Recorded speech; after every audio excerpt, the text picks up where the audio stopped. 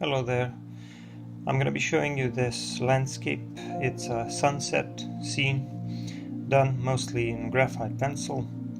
I mostly used this Stadler HB graphite pencil, but I also used a softer graphite pencil for some of these trees and bushes, and I also added a little bit of charcoal for some of these darker areas. For now I'm gonna leave it like this as a pencil drawing, but I might actually do a wash with watercolor over it, because I've seen that some people actually have nice results with that, but we'll see. I'm starting out by sketching these hills which are on the horizon and a valley here, and now I'm gonna shade the sky. I'm going to lightly shade the sky and leaving the middle portion of it a little bit lighter, because that's where the sunlight will be. So I'm just gently shading, because I'm doing it kind of carelessly because I'm going to be blending it in anyway. And I'm using Q-tips, and later you'll see me using tissue as well. These tools are very good when you need to blend something that's lighter in value. And I also find that tissues and Q-tips tend to work a little bit better with graphite than they do with charcoal. So as you can see, I'm blending this pretty smoothly, and I'm blending towards the middle, because that light source, that lightest part of the drawing, which is going to be left almost completely white, is in the middle, slightly to the left. That's where the light of the setting sun is. And the sky and the clouds will be shaded accordingly. But I need to make this upper portion of the sky a little bit darker. Now I'm also trying to define these hills a little bit more, because I do want a pretty clean edge there. And you can also see that some of those hills are in front of the others, so we need to shade them to somehow suggest that. And the ones in the front will be a little bit darker, and the ones in the back a little bit lighter. Now, because I want the clouds to stand out a little bit, I used a slightly softer graphite pencil, and I'm just scribbling here and there where those clouds will be, but I will work on them a little bit with a tortillon in a minute. So now I'm grabbing the tortillon and trying to refine the shapes of those clouds. I still need to make them look a little bit wispy and fluffy. But you'll notice something interesting while I'm working on these clouds.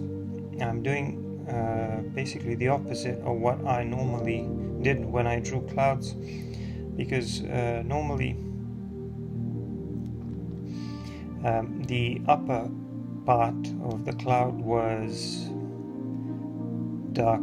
lighter, and the lower portion was a little bit darker. Here we're going to have the opposite situation, because the light source is coming from below, or at least it seems like it's hitting the clouds from below. So you'll even see me drawing some highlights on these clouds in the upper left part of the drawing. I'm going to be drawing some highlights to show that the lower part of the cloud is a lot lighter than the upper part of it.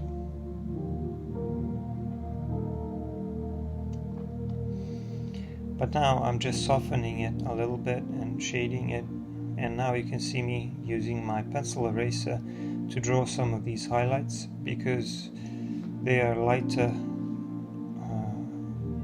in their lower part.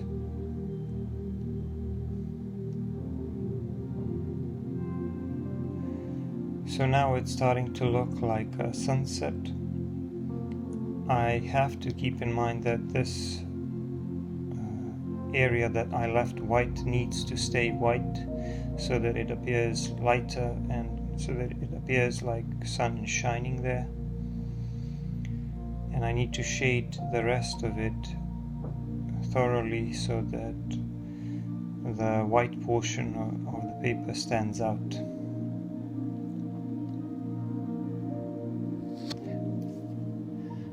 I'm trying to refine the shape of some of these clouds and also soften that texture which was left from the pencil work. And the proper tool to do that is obviously the Tortillion, because the Tortillion tends to remove these edges and texture. Now I'm using a softer pencil to work on the trees on the left, and you can see that on those hills that are closer to us there will be some trees, and then in the valley in front there will be some smaller bushes and stuff, but the hills in the back also are wooded, but I'll just try to suggest some texture on them because they're in the distance, so I can't really draw individual trees on them. So you can see that I started working on some detail in this valley here. There will be some smaller trees and bushes in front of this tree row in the back.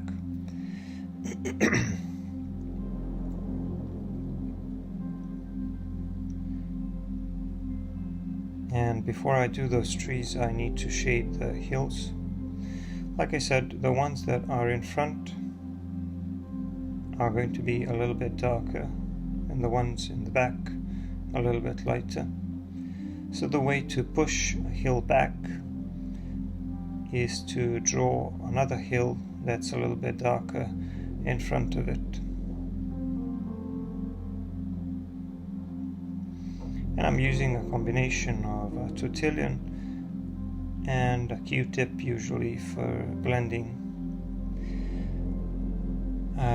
in the pencil work that I did on those hills. As you can see, graphite blends pretty nicely with these tools. Graphite in general is relatively easy to blend, but I find that with graphite, lighter tones are much easier to blend if you want to get smooth areas, whereas with charcoal, darker areas look better when you blend them, but lighter areas with charcoal I find often tend to have a little bit more texture than I want them to. So sometimes it can be useful to combine the two. So you can see that I'm now using a brush for blending as well, and I'm going to be refining the shape of these hills. You can see that I'm using short strokes with my Tortillion to suggest that there are some trees on tops of those hills, but I'm using it very lightly just to suggest some texture of wooded hills.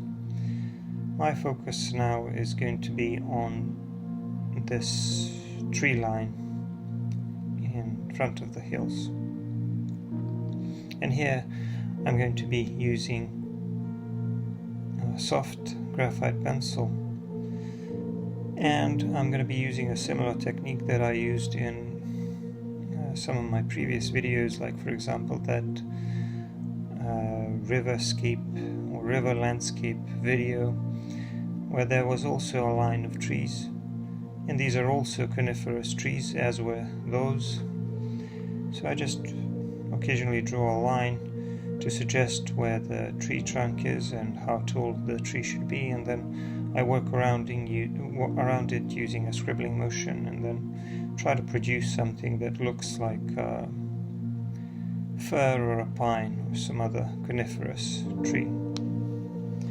And in front of that line of coniferous trees there will be this valley with some shorter grass and some smaller bushes here and there. These bushes in the front, in the foreground, their main purpose here will be to create some detail in the foreground to make this valley look a little more interesting, but also to create depth. So we're going to make some of them larger, some of them smaller, to make it look like some of them are further away, some of them are closer. So they will help us, these smaller objects in the foreground will help us create an illusion of depth in our drawing. As you can see, I'm continuing to work on these trees, and even though I'm using a pretty soft pencil, you can see that it doesn't look really dark. That's one of the annoying things with graphite, is that even if you use a very soft charcoal pencil like a 6B or an 8B, it doesn't get really dark unless you press hard, which you should avoid most of the time. There are exceptions, but most of the time you shouldn't press too hard. With charcoal, it's a lot easier to get darker tones. Another problem with graphite is that it's a little reflective, so it can appear a lot lighter while you're working on it, and then when you spray it with a fixative, it gets a little darker because it gets a lot less reflective. The reason why I picked graphite here was to practice drawing landscape a little bit. Plus, like I said, I may do a watercolor wash over this pencil drawing later. So I find that graphite will probably be a little more suitable for such an experiment, even though I will be spraying it with a fixative anyway. But if you don't spray it with a fixative, I think that the watercolor would tend to have a worse effect on charcoal than on graphite, because with graphite it wouldn't get as blurry, I think, although the parts that are done with softer graphite pencil might get blurry. I'm not sure. I'm new to that technique. I haven't actually tried it yet, but we'll see. If I create a nice scene here, I might turn it into a watercolor painting later. We'll see. Although I think I'll stick to charcoal most of the time because that's the medium I prefer. I don't really like non-dry media, and I tend to prefer charcoal pencil best out of all the other types of pencils. So you can see that I'm working on some bushes in the foreground, and I'm occasionally placing some of the smaller ones in the back. Like I said, the purpose of these is to create an illusion of depth so that we can see that there is something closer to us and then a little bit further away, close to the trees, and then there are the trees, and then there are the hills behind, and then there are some hills behind those hills, etc. The idea is to create some illusion of detail, to create an illusion of detail in the foreground. So I'm going to be using the pencil to try to create some texture, grass texture and things like that. Here in this corner I changed my mind a little bit. I decided to make this bush a little bit smaller, so I raised a part of it. I want the valley to be coming down from both sides. So now I'm using my pencils to refine the shape and the appearance of these bushes, and I'm also using a pencil eraser occasionally to draw some highlights, both on the trees and the ground. Now I grabbed a soft charcoal pencil and decided to add some of these darker areas in, because I felt that the drawing was kind of flat, in spite of the fact that I used a softer graphite pencil for some of these areas. So I decided to add this charcoal pencil here and there, and then to use my blending and erasing tools to blend that charcoal into the graphite pencil drawing. And I think that the addition of charcoal made the drawing a little bit more interesting, and added a little more contrast and a little more depth to it.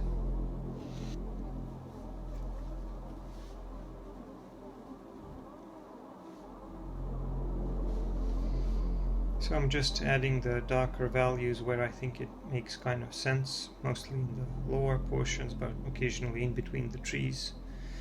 And now I'm using a pretty sharp pencil eraser to just draw a few highlights here and there to suggest some sort of a texture of those trees.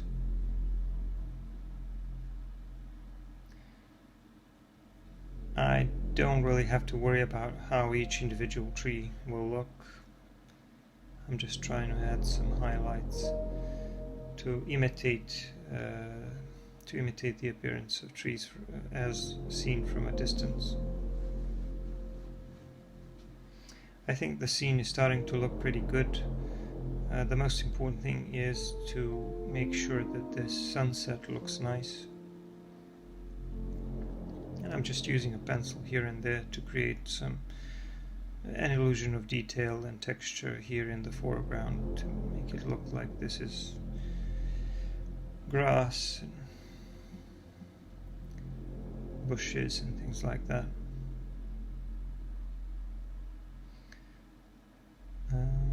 I'm just gonna try to refine the edge of these hills a little bit. They didn't look realistic to me, so I decided to make a few changes here and there and add a little bit more texture to these hills in front,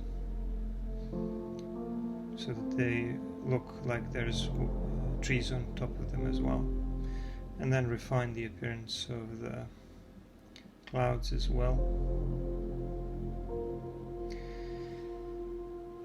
So now, as you can see, I've removed the tape and sprayed the drawing with the fixative, so it looks a little bit darker with a little more contrast. And now I'm going to sign it here. This is what the drawing looks like. I'm probably going to leave it like this for this video, but like I said, I might do something with it later. I hope you liked this video, and I'll see you in the next one. Bye.